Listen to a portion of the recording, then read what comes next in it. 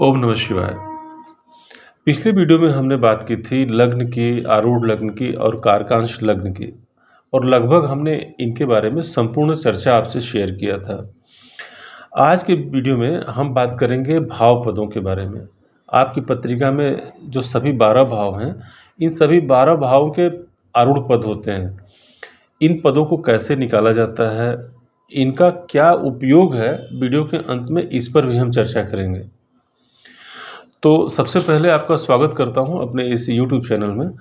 और अभी तक आप में से जिन्होंने चैनल को सब्सक्राइब नहीं किया है, चैनल को सब्सक्राइब करें यदि आप ज्योतिष और वास्तु के विषय पसंद करते हैं। और वीडियो पसंद आए तो लाइक भी करें, क्योंकि जो YouTube का एल्गोरिदम है इन्हीं लाइक्स के और व्यूज़ के आधार पर वीडियो को आगे पुश करता है। और बेल आइकॉन भी इसलिए दबाएं कि अगर आपको हमारे आने वाले वीडियो की सूचना समय से मिल सके। अगर आप ये सोचते हैं तो बेल आइकॉन भी दबाएं।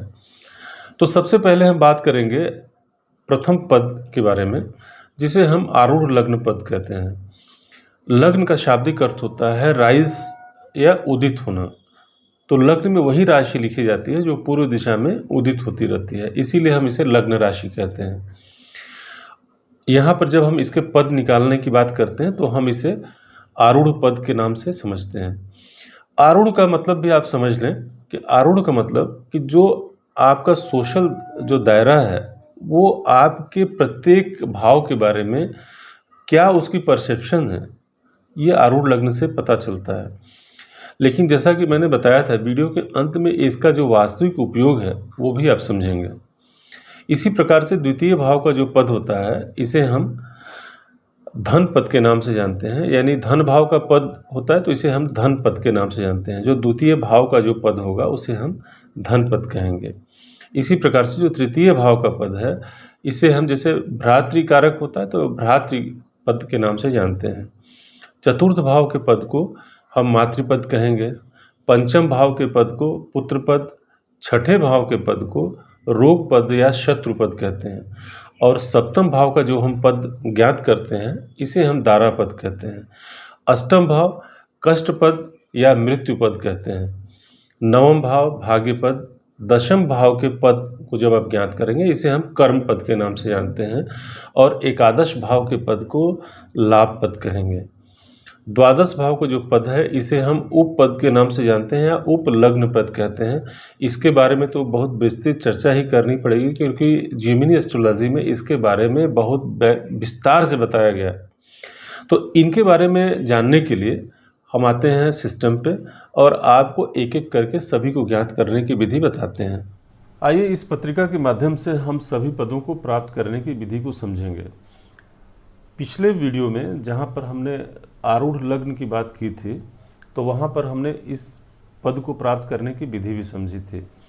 यानी यहाँ से ये प्रथम भाव में मेष राशि है, इसका स्वामी मंगल होता है। तो मंगल 1, 2, 3, 4 और 5 यानी अपने भाव से पंचम स्थान पर है। तो हम यहाँ से अब यहाँ देख लें कि मंगल कहाँ पर है, तो यहाँ पर ये मंगल विराजित है अपने भाव से पंचम में। 1, 2, 3, 4 और 5। तो फिर हम यहाँ से फिर 5 काउंट करेंगे, 1, 2, 3, 4 और 5। तो हमें जो लग्न आरूढ़ प्राप्त होगा वो प्राप्त होगा, ये धनु राशि है। तो ये तो एक अलग की बात हो गई कि यहाँ पर जो प्रथम पद होता है तो वो लग्न का पद यानी आरूढ़ लग्न पद होता है। तो अब इसके बाद हम बात करेंगे बाकी के पदों की। तो जैसा कि हमने नाम डिस्कस किया था अभी आपसे कि द्वितीय भाव का जो पद है इसे हम धन पद कहते हैं, तृतीय भाव के पद को भ्रातृपद, चतुर्थ भाव के पद को मातृपद, पंचम भाव के पद को पुत्र पद और छठे भाव के पद को शत्रु पद या रोग पद कहते हैं, सप्तम भाव के पद को दार पद और अष्टम भाव के पद को आयु पद या कष्ट पद कहते हैं, नवम भाव के पद को भाग्य पद, दशम भाव के पद को कर्म पद और इसे हम बोलेंगे लाभ पद। और देखिए जैसा कि हमने पहले भी बताया था आपसे कि जो द्वादश भाव का पद हम प्राप्त करेंगे इसके बारे में अभी एक पूरा वीडियो में लेके आऊँगा। उपपद लग्न हम इसे बोलते हैं, और इस भाव से ही यानी इस पद से ही हम दाम्पत्य जीवन का पूरा विचार करते हैं। जेमिनी पद्धति में इसे बहुत महत्व दिया गया है। तो हमने तो ये नाम समझ लिया। अब जैसे द्वितीय भाव के पद को हमें प्राप्त करना है तो द्वितीय भाव के पद को कैसे प्राप्त करेंगे? देखिए, द्वितीय भाव में वृषभ राशि, 2 नंबर की वृषभ राशि, इसके स्वामी को आप ध्यान से देखें तो इसके स्वामी शुक्र होते हैं, जो अपने स्थान से 1, 2, 3, 4 और 5 5वें स्थान पर हैं यहाँ पर शुक्र। तो अब यहाँ से फिर हम 5 काउंट करेंगे, तब हमें धन पद प्राप्त होगा। तो 1, 2, 3, 4 और 5, यानी हमको जो पद 2, यानी हम इसको बोलेंगे P2, हम यहाँ लिख देंगे P2। तो यानी हमारा जो धन भाव का पद है वो यहाँ पर आ गया। और इसी प्रकार से हम अगर इस भाव को देखें तो यहाँ पर मिथुन राशि है, मिथुन राशि का स्वामी बुध होता है। तो 1, 2, 3, 4 अपने स्थान से चौथे स्थान पर बुध विराजित है यहाँ पे। तो फिर इसका जो पद होगा, इसके लिए हम यहाँ से 4 काउंट करेंगे। तो 1, 2, 3 और 4, यानी हमको जो पद प्राप्त होगा P3, वो हमारा यहाँ पे होगा।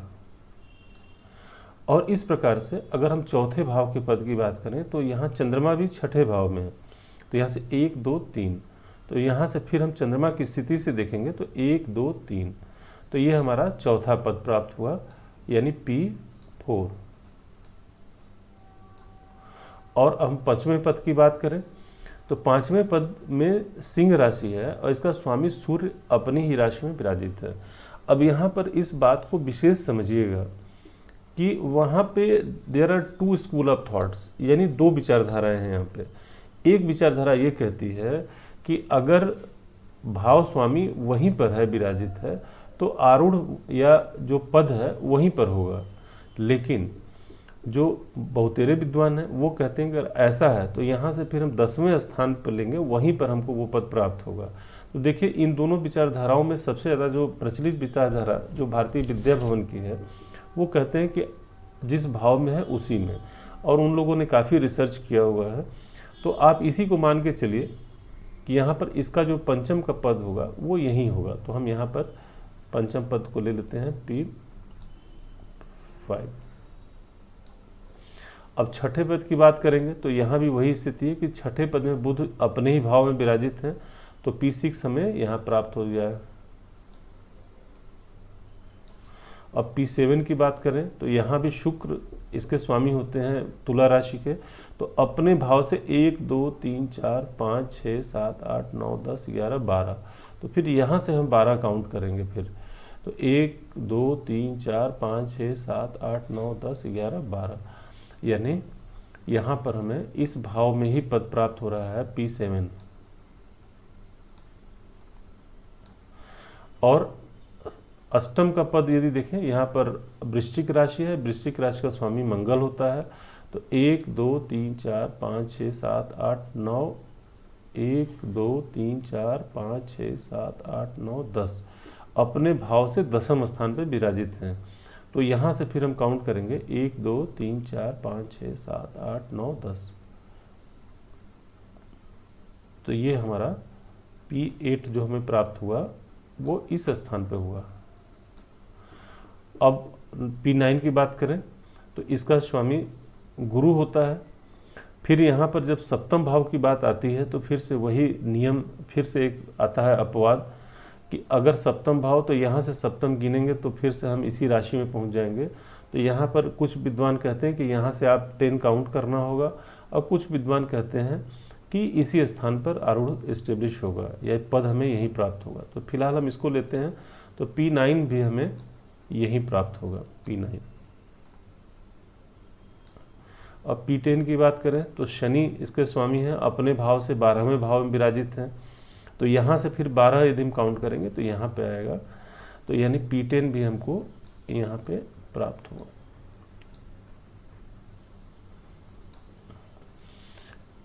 P11 की बात करें तो शनि इसका भी स्वामी होता है और अपने भाव से 1, 2, 3, 4, 5, 6, 7, 8, 9, 10, 11 11वें भाव में। तो यहाँ से फिर हम 11 काउंट करेंगे। तो 1, 2, 3, 4, 5, 6, 7, 8, 9, 10, 11, यानी हमारा जो P11 है, यानी 11वें पद जो प्राप्त होता है हमें ये 7वें भाव में। 12वें पद की बात कर लें तो यहाँ से गुरु अपने भाव से 1, 2, 3, 4, 1 2 3 4 चौथे स्थान पर, तो यहाँ से 1 2 3 4, तो हमें जो उपपद प्राप्त हो रहा है या P12 कहेंगे हम इसे, वो हमको यहाँ पर मिल रहा है। ये सिर्फ इसमें एक बात ऐड करना चाहूँगा कि एक राशि में कई पद हो सकते हैं, जैसा कि आप इस चार्ट में भी। तो मित्रों, हमने पूरी तरीके से समझ लिया कि कैसे पद को प्राप्त करते हैं। उपपद के बारे में जैसा कि मैंने बताया था, इसके बारे में विस्तृत चर्चा हम आने वाले वीडियोस में करेंगे। अब हम समझ लेते हैं कि इन पदों का वास्तविक उपयोग क्या है। मान लीजिए आपने पद तो सारे प्राप्त कर लिए, लेकिन इनका उपयोग कब और कहाँ करेंगे, भविष्य में इस पर हम लोग डिटेल चर्चा जरूर करेंगे। लेकिन आज संक्षेप में आप इसे समझ लें कि जब हम राशियों की दशाएं देखते हैं, जैसा कि आपको पता होगा कि जेमिनी एस्ट्रोलॉजी में या जेमिनी ज्योतिष में हम ग्रहों की दशाएं नहीं देखते हैं, यहाँ पर हम चर राशियों की दशाएं देखते हैं, यानी चर दशाएं, यानी राशियों की दशाएं देखते हैं। तो जब इन राशियों की दशा आप देखते हैं, उनका विवेचन करते हैं, तो आप ये ध्यान देते हैं कि इस राशि में कौन सा पद आ रहा है। उदाहरण के माध्यम से समझाता हूँ आपको कि यदि आप कर्क राशि की दशा है और कर्क राशि में धन पद आ रहा है, यानी कर्क राशि की दशा में आपको धन की प्राप्ति होगी। इस तरीके से आप इसका प्रेडिक्शन लगाते हैं, अनुमान लगाते हैं। तो मैं समझता हूँ कि ये वीडियो निश्चित रूप से आपको पसंद आया होगा। वीडियो पसंद आया है तो इसको लाइक करें, और चैनल को अभी तक यदि आपने सब्सक्राइब नहीं किया है तो सब्सक्राइब करें। धन्यवाद।